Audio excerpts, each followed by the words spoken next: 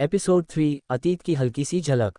दिल्ली की सुबह फिर से उसी रंग में रंगी थी। हल्की धुंध, सड़कों पर हॉर्न की आवाजें और चाय की दुकानों से उठती भाप। आरव अपनी छत पर योग कर रहा था, लेकिन आज उसका मन पूरी तरह से उथल पुथल में था। कल रात का वो काले कोट वाला आदमी, उसकी रूसी भाषा और वो लॉकेट, सब कुछ उसे पुराने दिनों की ओर खींच रहा था। वो दिन जब वो आरव नहीं, कोई और था, लेकिन वो अभी भी उस अतीत को दबाए रखना चाहता था। कम से कम तब तक जब तक उसे यकीन न हो कि खतरा वाकई में करीब है। विक किचन में नाश्ता बना रहा था। मॉन्स्टर, आज पराठे खाएगा या फिर वही बोरिंग ऑमलेट? उसने हंसते हुए पूछा। आरव ने छत से नीचे की ओर देखते हुए जवाब दिया, पराठे ठीक हैं, बस मिर्ची कम डालना। विक ने हंसकर कहा, अरे मॉन्स्टर को मिर्ची से डर? ये तो नई बात है। आरव मुस्कुराया, लेकिन उसकी आंखें सड़क पर टिकी थीं। उसे फिर वही एहसास हुआ, कोई देख रहा है। ऑफिस जाने से पहले आरव ने विक से कहा, आज तू भी सावधान रहना। अगर कुछ अजीब लगे तो मुझे तुरंत फोन करना। विक ने गंभीर होकर सिर हिलाया। ठीक है मॉन्स्टर, लेकिन तू भी कुछ छुपा मत। अगर कुछ है तो बता दे। आरव ने सिर्फ इतना कहा, जल्दी बताऊंगा, बस थोड़ा वक्त दे। विक ने कुछ नहीं कहा, लेकिन उसकी आंखों में चिंता साफ दिख रही थी। ऑफिस में दिन सामान्य था, लेकिन आरव का ध्यान बार बार भटक रहा था। नेहा ने फिर से उससे बात करने की कोशिश की। आरव, तू हमेशा इतना खोया खोया क्यों रहता है? कोई गर्लफ्रेंड है क्या? उसने मजाक में पूछा। आरव ने हल्के से हंसकर कहा, नहीं नेहा, बस काम का प्रेशर है। लेकिन नेहा ने उसकी आंखों में कुछ और देखा। तू कुछ छुपा रहा है आरव। मुझे पता है। आरव ने बात टाल दी और अपने कंप्यूटर स्क्रीन की ओर मुड़ गया। दोपहर में लंच ब्रेक के दौरान आरव ने अपने फ़ोन में उस लॉकेट की तस्वीर खींची और उसे ध्यान से देखा। तस्वीर के पीछे लिखा कोड Z09 उसके लिए एक पहेली था। वो जानता था कि ये कोड 0 से जुड़ा है, लेकिन इसका मतलब क्या था? 0, वो संगठन जिसे वो पीछे छोड़ आया था। दुनिया का सबसे खतरनाक मर्सनरी ग्रुप, जिसके बारे में कोई नहीं जानता था सिवाय उन लोगों के जो उसका हिस्सा थे। और आरव, वो उसका बॉस था, लेकिन वो अतीत अब धुंधला लगता था, जैसे कोई पुराना सपना। शाम को ऑफिस से निकलते वक्त आरव ने फिर से उस गली की ओर जाने का फैसला किया जहां उसने काले कोट वाले आदमी को देखा था। इस बार वो तैयार था। उसने अपने बैग में एक छोटा सा चाकू रखा था, पुरानी आदत जो अभी भी जिंदा थी। गली में पहुंचकर उसने देखा कि चाय की दुकान आज खाली थी। वो एक कोने में बैठ गया और इंतजार करने लगा। कुछ देर बाद एक दूसरा आदमी दिखा, इस बार काला कोट नहीं, बल्कि एक साधारण जैकेट में। लेकिन उसकी चाल, उसका तरीका आरव को सब कुछ जानी पहचानी लगी। वो आदमी दुकान के पास रुका और फोन पर बात करने लगा। आरव ने ध्यान से सुना। इस बार भाषा अंग्रेजी थी। वो यहाँ है, हमें जल्दी करना होगा। 0 फिर से शुरू हो रहा है। आरव का दिल जोर से धड़क गया। 0 फिर से शुरू? उसने खुद से पूछा। उसने फौरन वहां से निकलने का फैसला किया, लेकिन जैसे ही वो उठा, उस आदमी की नज़र उस पर पड़ गई। वो मुस्कुराया, एक ठंडी, खतरनाक मुस्कान। आरव, कितने साल बाद? उसने धीरे से कहा। आरव के पैर जम गए। वो आवाज, वो उसे जानता था, लेकिन चेहरा बदला हुआ था। तू कौन है? आरव ने सावधानी से पूछा। आदमी ने हंसकर कहा, भूल गया, मैं डेविड, 0 का पुराना दोस्त। आरव का दिमाग तेजी से चलने लगा। डेविड, वो नाम जो उसने सालों पहले सुना था। 0 का एक पुराना ऑपरेटिव जो मिशन के दौरान गायब हो गया था। लेकिन वो अब यहाँ क्या कर रहा था? तुझे क्या चाहिए? आरव ने कड़क आवाज में पूछा। डेविड ने कंधे उचकाए। बस पुराने दोस्त से मिलने आया था। और हाँ, 0 तुझे वापस चाहता है। आरव ने ठंडे दिमाग से जवाब दिया, मैं वो जिंदगी छोड़ चुका हूँ। डेविड ने हंसी दबाते हुए कहा, कोई 0 को छोड़ नहीं सकता आरव, तू जानता है। इतना कहकर वो गली के अंधेरे में गायब हो गया। आरव ने पीछा करने की सोची, लेकिन फिर रुक गया।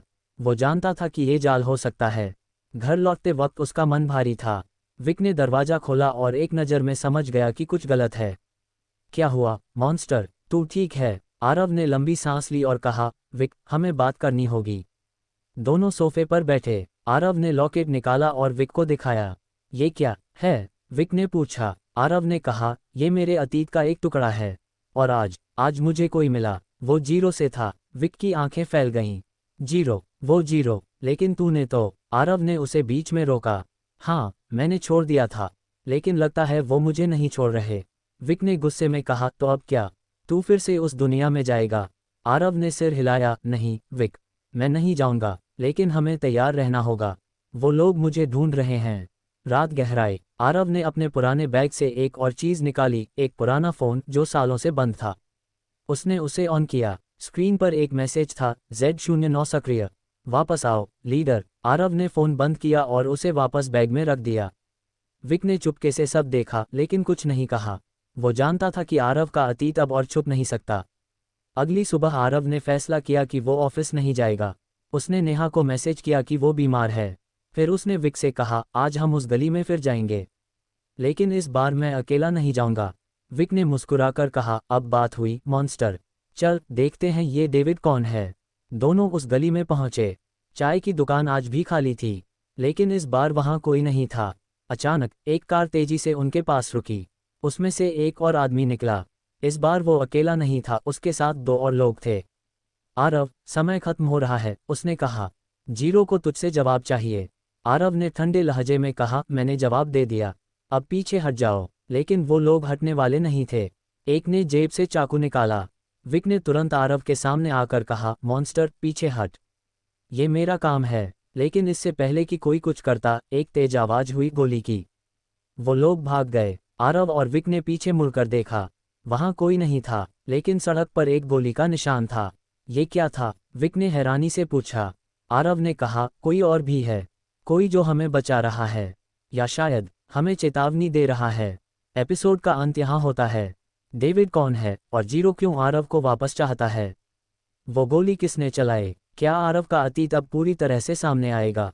अगले एपिसोड में और राज खुलेगा। एपिसोड 4, साय और रहस्य। बारिश की हल्की फुहारें दिल्ली की गलियों को और ठंडा कर रही थीं। उस गली में गोली की आवाज़ के बाद सन्नाटा छा गया था। आरव और विक तेजी से वहां से निकलकर अपने फ्लैट की ओर बढ़े। दोनों के चेहरों पर सवाल थे, लेकिन जवाब किसी के पास नहीं। मॉन्स्टर, ये क्या हो रहा है? विक ने सांस लेते हुए पूछा। आरव ने उसकी ओर देखा, उसकी आंखों में एक अजीब सी गंभीरता थी। विक, अब समय आ गया है, मुझे कुछ बताना होगा, लेकिन पहले हमें सुरक्षित जगह पहुंचना है। फ्लैट में पहुंचते ही आरव ने दरवाजा बंद किया और खिड़कियों की जांच की।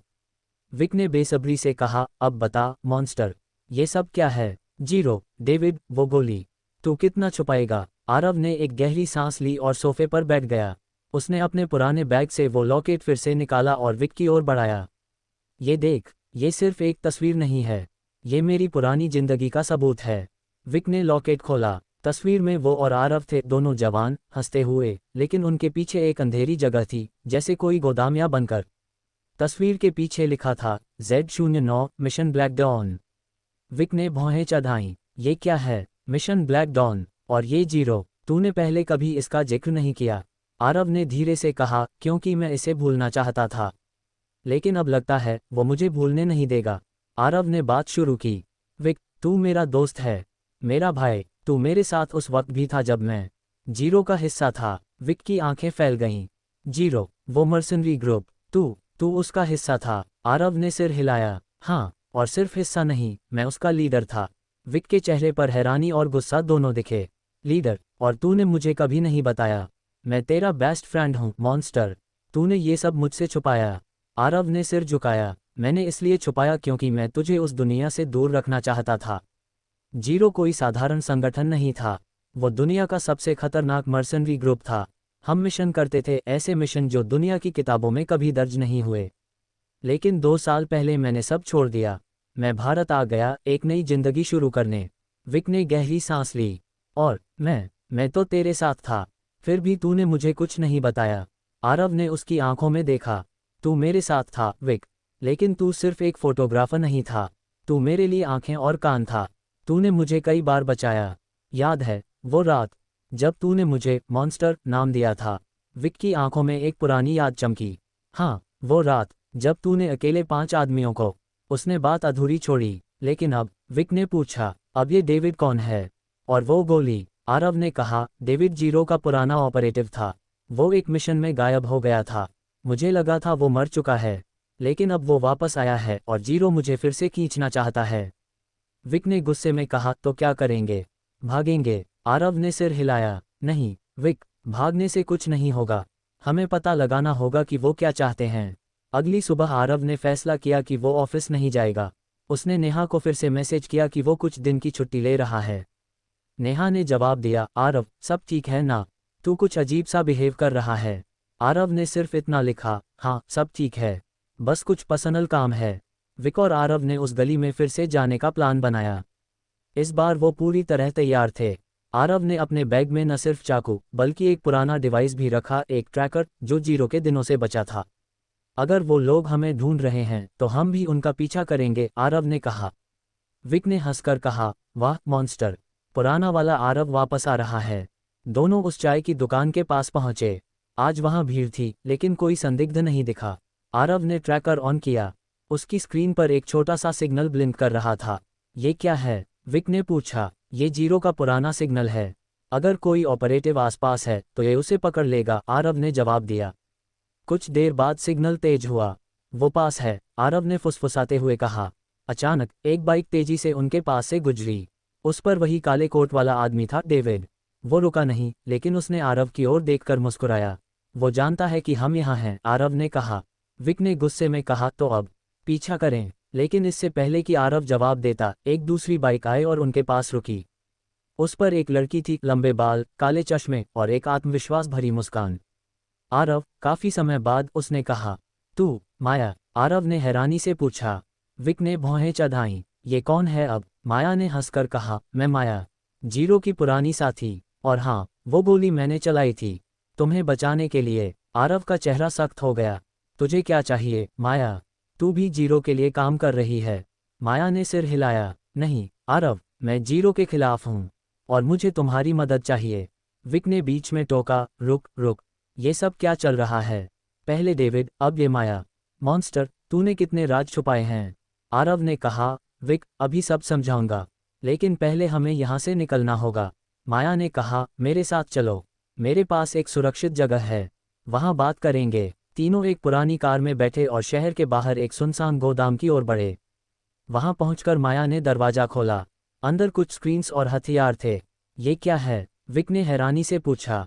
माया ने कहा, ये मेरा हेडक्वार्टर है, मैं जीरो को खत्म करना चाहती हूँ। और आरव, तुम इसके लिए जरूरी हो। आरव ने गंभीर होकर पूछा, क्यों? जीरो अब क्या चाहता है? माया ने एक स्क्रीन ऑन की। उस पर एक नक्शा था और उसमें कुछ लाल बिंदु ब्लिंक कर रहे थे। जीरो एक नया मिशन शुरू कर रहा है, कुछ ऐसा जो पूरी दुनिया को हिला देगा। और वो तुम्हें चाहते हैं क्योंकि तुम उनके सबसे बड़े हथियार थे। विक ने गुस्से में कहा, तो तू कह रही है कि मॉन्स्टर को फिर से उस दुनिया में जाना होगा? माया ने कहा, नहीं विक, मैं चाहती हूं कि वो मेरे साथ मिलकर जीरो को रोक दे। आरव चुप था, उसका दिमाग तेजी से चल रहा था। अतीत की यादें अब और धुंधली नहीं थीं।